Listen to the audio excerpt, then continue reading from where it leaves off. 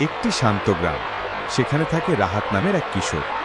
মেধাবী হলেও তার একটি বড় দুর্বলতা, সে সামান্যতেই রেগে যায় আর মুখ থেকে বেরিয়ে আসে কটু কথা। ফলে বন্ধুরা দূরে সরে যায়, প্রতিবেশীরাও কষ্ট পায়। একদিন রাগের বশে রাহাত দেয়ালে ঝোলানো আয়নায় লাথি মারে। মুহূর্তেই আয়না ভেঙে টুকরো টুকরো হয়ে যায়। রোদ পড়ে কাচের ঝলমলে আলো ছড়ায়। মা ছুটে এসে তাকে বকেন না, বরং শান্তভাবে বলেন, আয়না ভেঙে আসলে তুমি নিজেকেই আঘাত করলে। আয়না শুধু প্রতিচ্ছবি ফেরত দেয়।